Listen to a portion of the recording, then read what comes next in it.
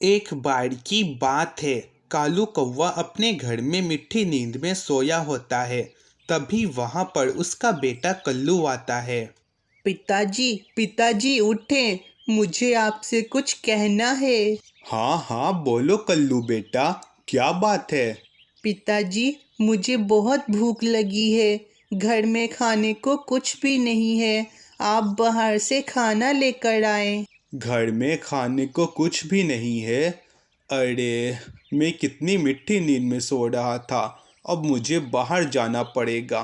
ठीक है कल्लू बेटा, मैं अभी जाता हूँ। कालू कौवा वहाँ से बाहर आता है। अब मैं कल्लू के लिए खाना कहाँ से लाऊं? आसपास तो मुझे कोई खाना मिलने वाला नहीं और मैं ज़्यादा मेहनत भी नहीं करने वाला। चलो, किसी से खाना छीन लेता हूँ। दूसरी तरफ टूनी खाना लेकर अपने घर आ रही थी। घर पर पिंकी अकेली है। उसको भूख लगी होगी। मुझे जल्दी घर जाना चाहिए। तभी कालू कौवा उसे आवाज़ देता है। ये कालू कौवा मुझे आवाज़ क्यों दे रहा है? जाकर देखती हूँ कि क्या बात है। टूनी कालू कौवे के पास आती है। क्या बात है कौवे भाई, मुझे क्यों आवाज़ दे रहे थे? मुझे कोई झूठ बोलकर इससे ये धान छीनना होगा। अरे टूनी, क्या तुम्हें कुछ पता नहीं है? खूंखार चील का किसी ने धान चुरा लिया है और वो काफ़ी गुस्से में है। क्या खूंखार चील का किसी ने धान चुरा लिया? अरे, तुम्हारे पास भी एक धान है। कहीं ये वही धान तो नहीं ना? लाओ टूनी, ये धान तुम मुझे दे दो। मैं इसे उस चील को देकर आता हूँ। टूनी कालू कौवे का प्लान समझ जाती है। मुझे अच्छे से पता है तुम मेरा ये धान छीनना चाहते हो। चील कभी भी धान नहीं खाते, वो मांस खाते हैं। दुष्ट कौवे, चले जाओ यहाँ से। तुम्हारी ये हिम्मत, तुम मुझसे ऐसे बात करोगी? अब देखो मैं क्या करता हूँ। कालू कौवा टूनी से वो धान जबरदस्ती छीन लेता है और वहाँ से चल बनता है। ये क्या? वो धान तो मैं अपनी बेटी के लिए ले जा रही थी। अब मेरी पिंकी क्या खाएगी? शाम भी होने वाली है। ये खाना ढूंढने का वक्त नहीं है। मैं रानो के यहाँ जाकर खाना मांग लेती हूँ। टूनी रानो चिड़िया के घर आती है और उसे सारी बात बताती है कि कालू ने उसके साथ क्या किया। वो दुष्ट कौवा तो ऐसा ही है। उसे किसी की भी कोई परवाह नहीं है। तुम रुको टूनी, मैं अभी तुम्हें पिंकी के लिए धान देती हूँ। तुम्हारा शुक्रिया रानो बहन। टूनी वो धान लेकर अपने घर आती है और पिंकी को खिलाती है। कालू कौवा बहुत बदमाश है। वो हमेशा मेरे साथ ऐसा ही करता है। अब वो अगर दोबारा मेरे साथ ऐसा करेगा तो मैं उसे इस बार अच्छा सबक सिखाऊंगी। माँ, जब आप यहाँ नहीं थी तो कालू अंकल आए थे और वो यहाँ से पानी से भरा मटका लेकर चले गए थे। क्या कालू कौवा सारा पानी लेकर चला गया? अब मुझे नदी से पानी भी लाना पड़ेगा। जिंदगी बड़ी ही आरामदायक है। किसी से खाना छीन लो और किसी के घर से पानी चुरा लो। अब मैं आराम से सो सकता हूँ।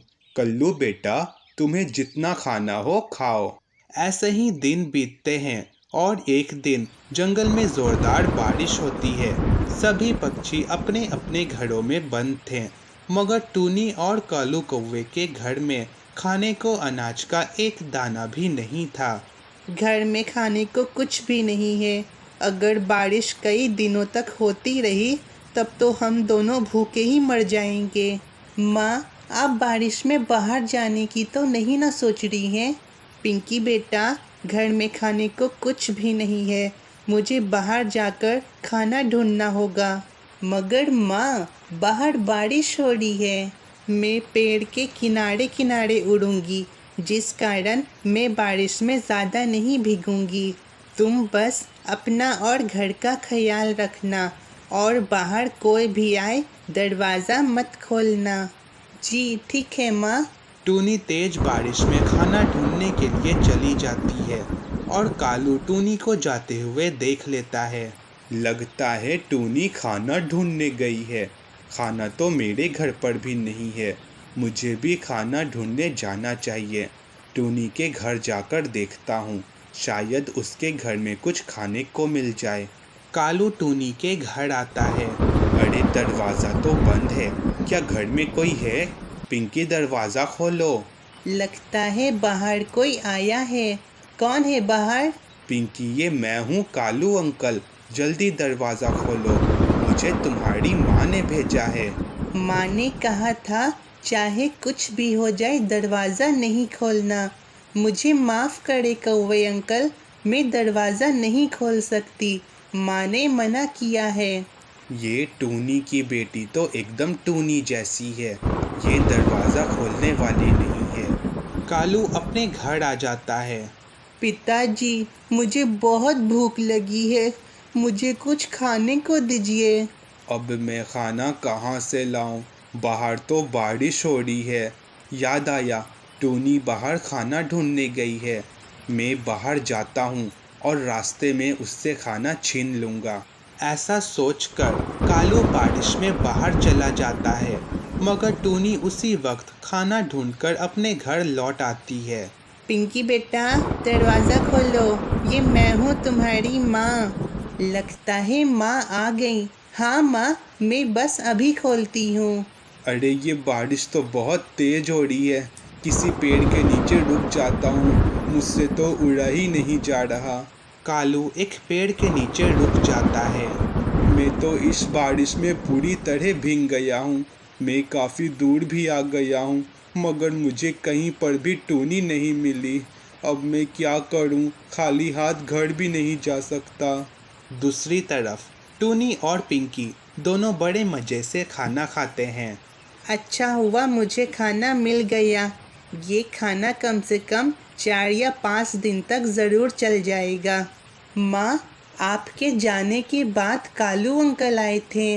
आपने दरवाज़ा खोलने से मना किया था, तो मैंने नहीं खोला। कालू आया था। बारिश का मौसम है, शायद उसके घर में भी खाने को खाना ख़त्म हो गया होगा। शायद उसका बेटा कल्लू को भूख लगी होगी। मैं अभी उसके घर जाकर देखती हूँ। टूनी वहाँ से कालू के घर आती है और देखती है कि कालू का बेटा कल्लू कोने में बैठकर रो रहा है। क्या हुआ कल्लू बेटा, तुम रो क्यों रहे हो? पिताजी खाना ढूंढने गए थे, मगर अभी तक वापस नहीं आए। मुझे बहुत भूख लगी है।